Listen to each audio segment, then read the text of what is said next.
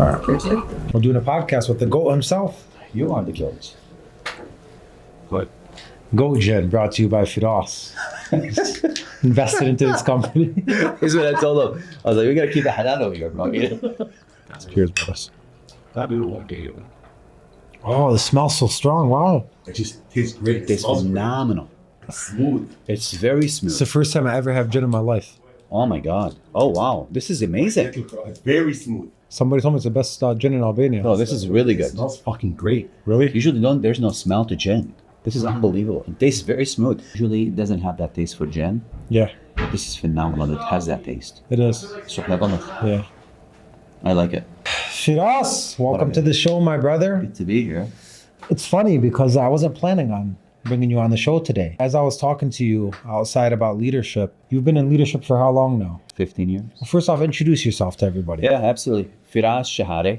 I work with Rocket Pro, represent all the brokers in economics. Well, not all the brokers, but definitely work with a lot of brokers throughout the country. Been in leadership for about 15 years, 20 overall with Rock. In fact, 20 year will be next week on the Congratulations. 14th. Thank you. And love what I do every single day. Awesome, man. That's me. It's a long time in leadership. And as I was talking to you outside, I don't know if someone's told you this before, but you're kind of like fatherly leader. Like we're not too different in age, but when I speak to you, it's kind of like a calming vibe that I get from. Did people tell you this before? Yeah, a lot of people tell me, except my wife. Really? I thought That's a good thing, man. That's what leaders should be about, the calm during the storm. yeah, you're very calm and you're very nurturing, and it like almost makes you want to open up to somebody like you because you just you take things with ease. I was even in a meeting one time a couple weeks ago with you when you were dealing with a lot of feedback from a lot of people, and the way you handled it was classic. What was the best part? From you sitting aside, listening to some of the feedback. The best part, and speaking of wives, this is feedback that I've gotten from my wife. One of the things I used to struggle with was the way you took accountability. Instead of coming off with, hey, we're doing this, we're doing that, straight to the solution like salespeople do. And instead of coming off with excuses, you came off and you said, we 100% dropped the ball. We understand how you feel. And you started off with accountability. And that kind of like de-escalated the whole room, Yeah. I think that's important. It's a big deal, man. Like, not everybody wants to react right away. I want to give you the reasoning why you should do it this way or why I'm doing it this way and explain my reasoning rather than. And I think the biggest thing that we miss as leaders sometimes is acknowledging the issue, whether it's in accountability through that, right? Yeah. That's one of the biggest things. But yeah, that's good to know. Good feedback. It was the biggest thing I was missing in my relationship. I was missing the acknowledgement. And I teach sales, the acknowledge, respond, the pivot. And I was missing it with my wife. Now I've gotten better at it. I remember acknowledge right away when something happens. But before I'd be defensive. Yeah. I'm like, man, you teach this shit. You idiot. You teach this shit for a living. No one is perfect. You do this shit. Why do you forget it when you get home? But anyways, we got better at that. But yeah, man, leadership, you've been in it for quite some time. I think I've been in leadership since prior to even being at Rocket Quicken and my distribution company. I had, 30, 40 drivers and territory managers and regional managers across the country that I used to have to go meet with, get them a storage unit, get them an office in Ohio, Chicago, Florida, California, and meeting people in every single state and giving them trust with 50,000 to 100,000 of inventory, Mercedes-Benz Sprinter truck and an iPad, and letting them go on trust, and I had to learn a lot about leadership. That some of it was the hard way.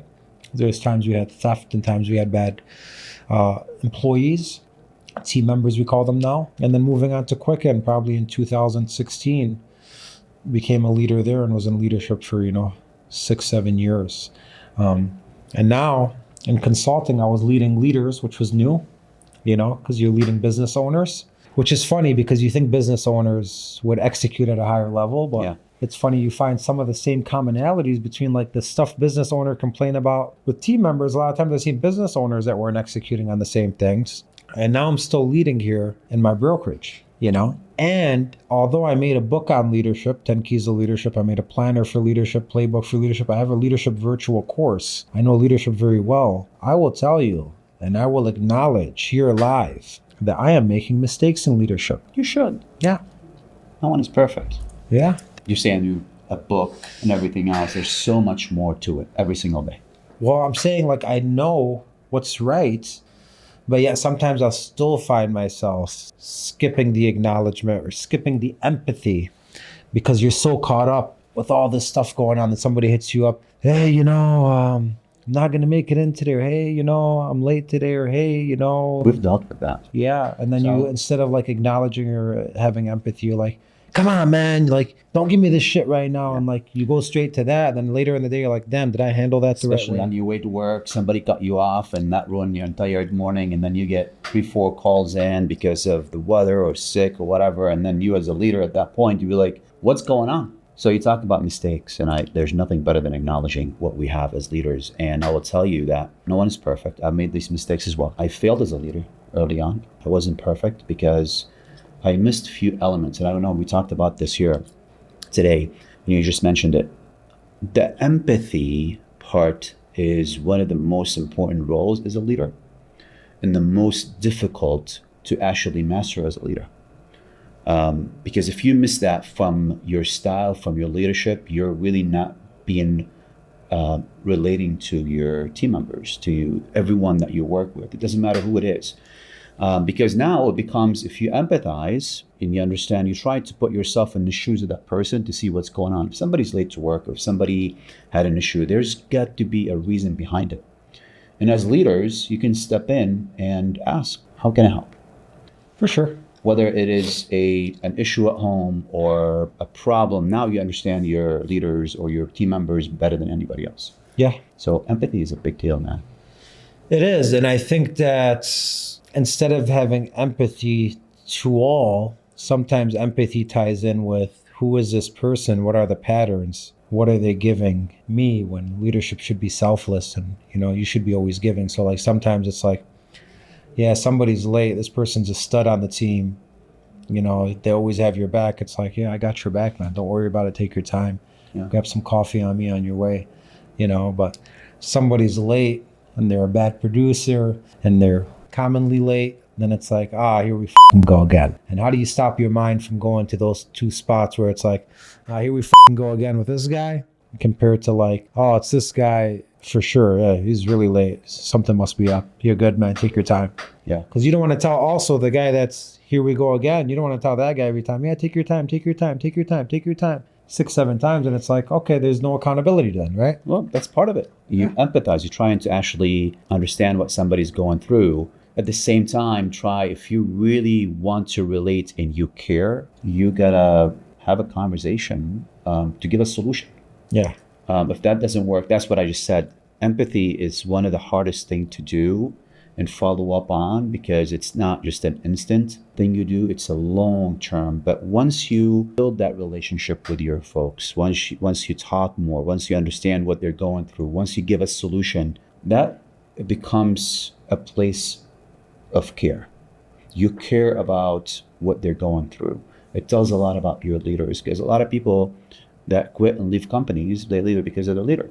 There's financial value working with certain companies and all that. But if your direct leader is not going to understand you, not going to provide the value, not going to care, it becomes a problem. Yeah. But the first part is to empathize, trying to understand what they're going through so you can come up with a solution to help someone out.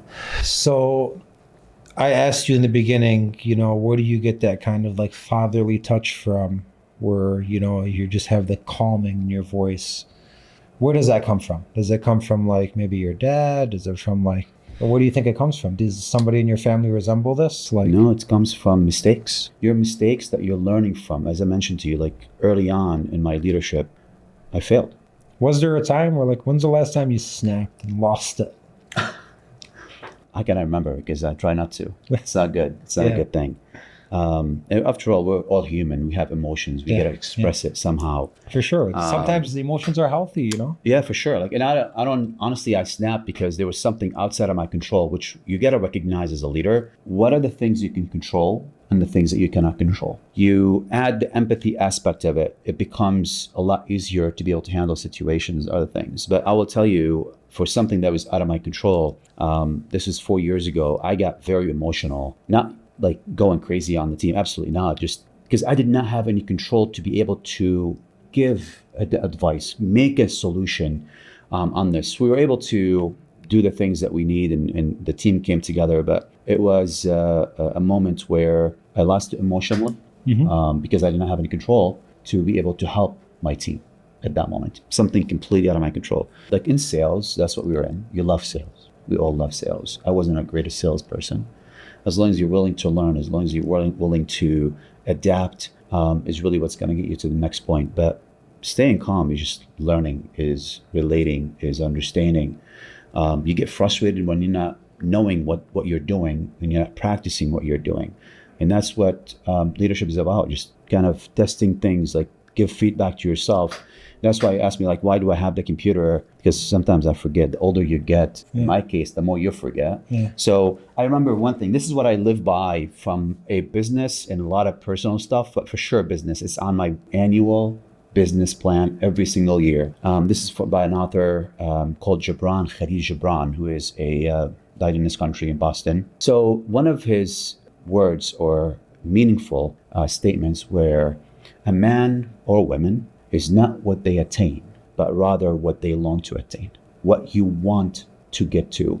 And it doesn't have to be every single time a major big thing that you need to do. It's just simple things. I want to get better in taking feedback. I'm getting better with taking feedback now. What's my next point that I need to work on? Whether it's financial, whether it's business, whether it's dealing with team members, being a family man, like how am I able to handle all this stuff? That's the most difficult thing to do, as I mentioned to you. But if you think you got to a place where you're getting better with it, now look at the other opportunity that you have and try to get better, or where you want to go within your business next year or the month after, especially in our roles as well. So that's one of the things, like there is no instant thing you could do right now as a leader that you will become calm, or you are going to handle every situation that gets thrown at you. Just try to take it all in, understand, acknowledge that fact, and be real. A great mentor of mine used to always tell me,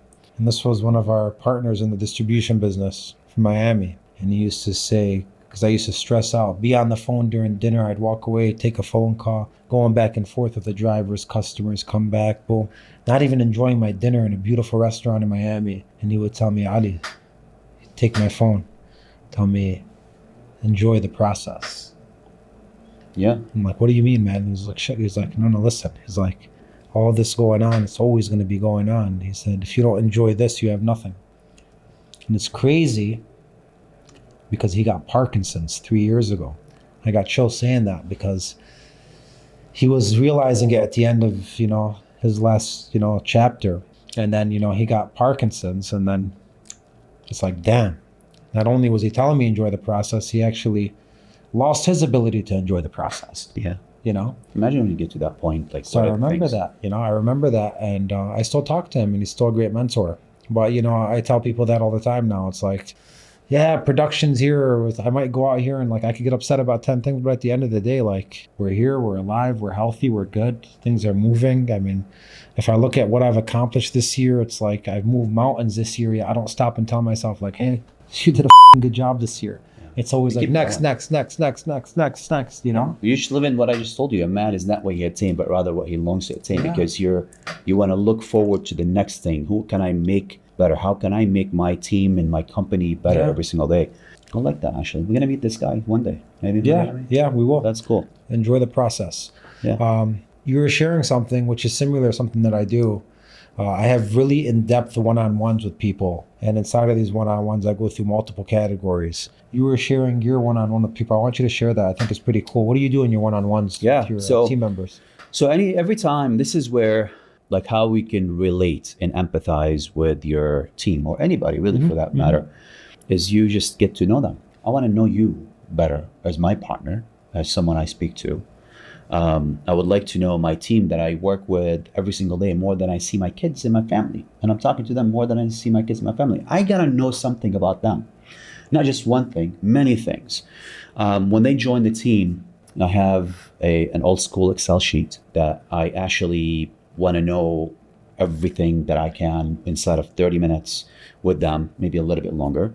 and talk through. Maybe you can find some common ground. For example, I'll give you an example. So on that Excel sheet, I go through what their 1 year plan is, what their 5 year plan is, because it's not a short-lived relationship.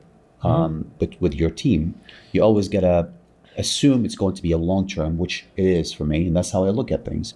So 1 year plan, what they want to accomplish, because I'm going to help them in the short term. What is their 5 year plan? What is 401k, building what, buying investment property, saving for kids' college, whatever the case might be. Why don't I know that? Because I am part of that team's success. I would go even granular to know their hype music, their favorite band, their high school mascots, even know what they like on their pizza. Because if you're looking long term, again, going back into that, leadership is not a 1 day, one event thing. It's a chain of events and days that you would be working with person or your team. Where if they get promoted, or if they have a baby, or if they have anything that is significant, you will have a pizza delivered to their door, or something that will make them happy based on the information that they shared with you as well. So it's about knowing your team, knowing your people, get close to them. Even we huddle up every day, by the way. I know you do that, which is awesome. I would pick a song for the hype song or favorite band for someone who did a magnificent job the day before, or the week before, the month before, and I play it for them in the huddle. And I would scroll it out and I say, this was played for Jeanette, or whoever on the team, because she crushed it yesterday. She absolutely did a phenomenal job with this, and this is her hype song. Let's go. And everybody's going to get bought in on this on the team, because you prop in one of them. It's not just about the individual on the team. The team would look at it as excitement, as someone, as a leader, that you're really looking for everyone's best interest and their personal growth and their professional growth, which make a big difference. Know your people. Know your people as a leader. It's like Unreasonable Hospitality. You read that book before? No. So it's about the one of the top restaurants in New York. They used to do things that were unusual for service, meaning it was a 5-star restaurant, but they heard a couple that came from another country talking about how they were about to leave and they never got to try New York hot dogs while they're sitting in this restaurant. The chef overhears it. He tells the manager or the owner. The owner runs across the street, buys hot dogs, runs to the kitchen. He surprises them, makes some hot dogs with the chef. Chef's like, what the you got me cooking hot dogs for? And the guy brings it out to them and says, I want you to try hot dogs before you go. So like, oh my God, how did he even hear us? Yeah. So they do crazy things like this, and this restaurant got huge because of it. When you say like you're gonna deliver something to their house with their favorite toppings on their pizza, they're gonna be like, damn, this guy remembered my favorite toppings from a year ago? Yeah. Like that's special. That you know? is. That's cool. That's knowing your guys, knowing and care really becomes, that's a big thing. Yeah, I had a binder that I used to walk around with back in the day. And I used to have the guy's person's face and their goals and their siblings and everything about them. And it was like a whole file on them that I always kept around, and I kept building on it every time. By the way, the relationship got stronger. When you're talking about that, I was sitting outside on the TV. You do a fantastic job, by the way, with the stuff. They put everything live. And I looked on the TV and I see pictures of babies, or not babies, like kids, right? And I'm wondering, I was like, what's going on over here? Who does he have? By the way, can we cuss on this? I heard you cuss. We can drop some F-bombs. All right, cool. I'm not going to, but just in case.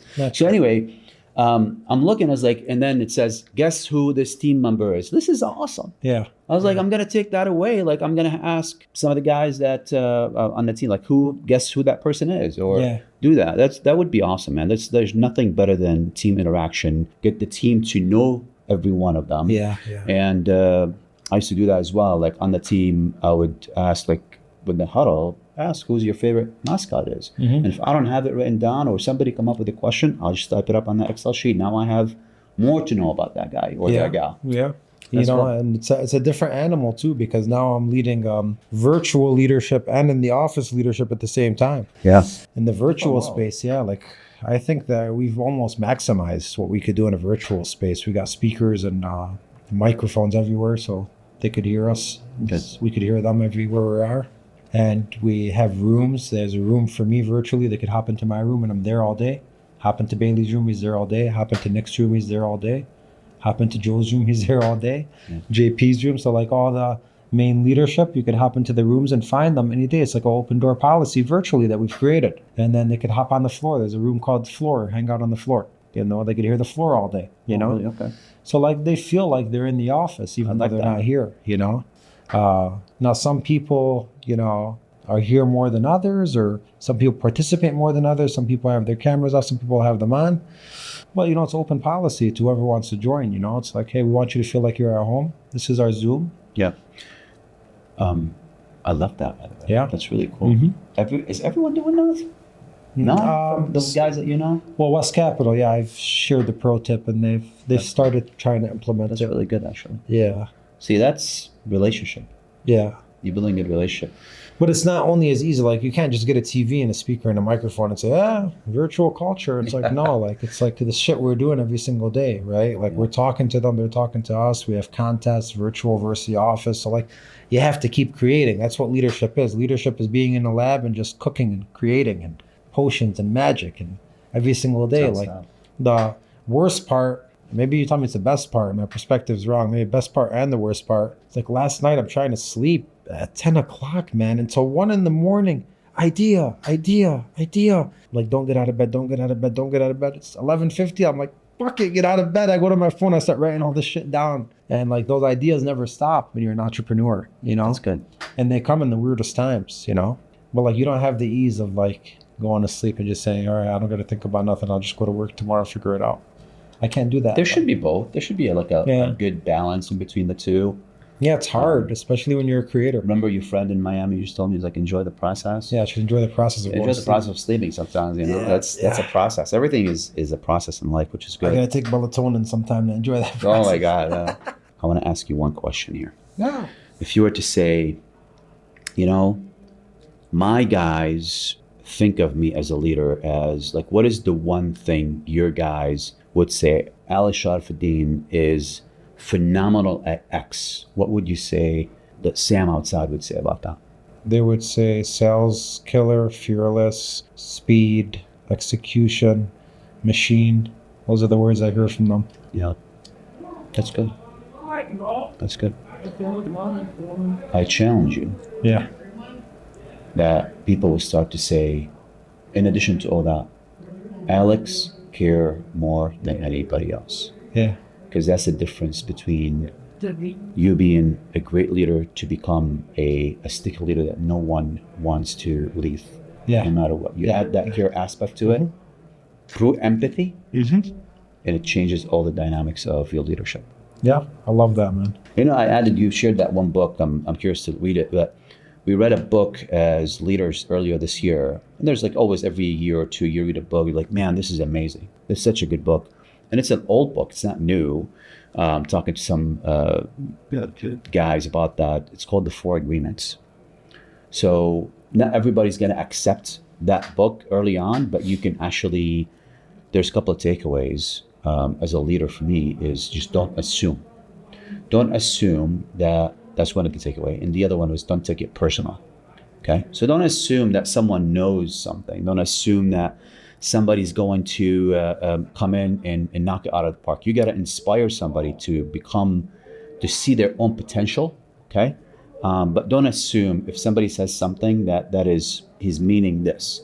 Just always seek to understand what they're talking about, which again, empathy is about understanding, about asking questions, about recognizing what that person is going through. So never assume is a big deal. And the other one, just don't take it personal. Like I've learned from that book, The Four Agreement. Don't take it personal. Which sometimes, like you mentioned, like, hey, this guy called me sick. I don't know what's going on, man. If somebody says to you certain things, just don't take it personal. Yeah, no, you know, sometimes it's like the first call, something happens. It's like, yeah, we're good. It's not personal. Empathy. Second call, empathy. Then it's like third, fourth, fifth, sixth, seventh, your door opens. Boom, boom, boom, boom. And it's like you get a combination. And it's like you're fucked up. And it's 2 o'clock and you're like, God damn. Somebody calls you like, what the is it now? I've had enough. Yeah. Or like I take it out on my wife on X and she calls me like, hey, what do you want to eat? Like, you think I give a what I want to eat right now? Give me a tuna can.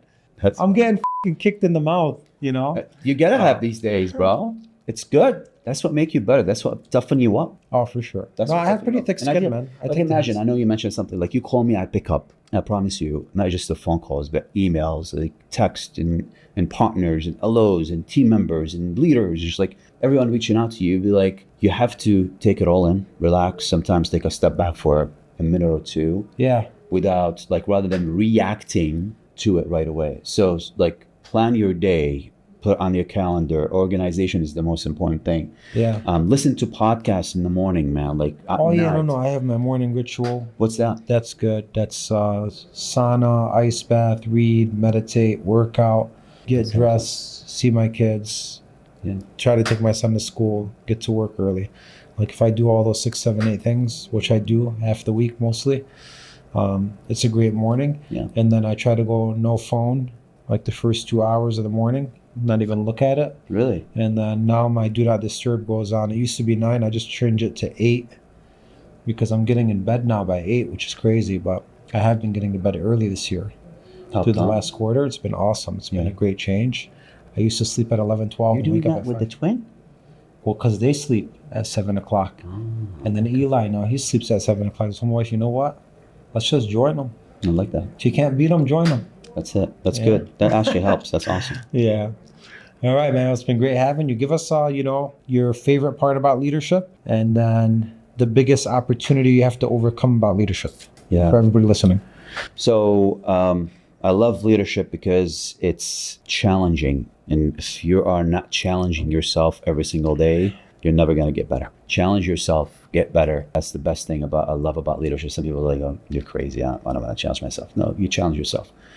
When shit hit the fan, that's the good day. I know you're struggling with it. You're hard. You're like it's gonna hit you hard, but just it's okay to challenge. It's okay to fail. It's okay to fall flat. Just get up, dust off your clothes, and keep on walking. Challenge yourself. I would say the biggest opportunity for me right now as a leader is improving my communication skills. Whether it's writing more, communicate in an email. I'm not a good email communicator. I'm more of like a personal on the phone. Let's go. Some email stuff. ChatGPT. Maybe like Pro Navigate for all the Yeah. a lot of I use yeah. Rocket Pro on that one. Yeah. There's nothing better than improving the communication skills, especially because every year things are changing. Are you changing to what that communication skills are, that communication style, or maybe a new generation, Gen Z, I'm a Gen Xer. I'm old, but Gen Z, like in every generation, what are the 6, 7 my kids tell me right now? They tell me go this. I was like, tell me more about this. What does that mean? yeah. That's communication. So just an opportunity is always to constantly improve on the communication that you have. Got it. Love it, man. Thank you for being on the show, Good brother. to be here. Appreciate you. Cheers. For the next one, Yes. Shotcasts. That's good.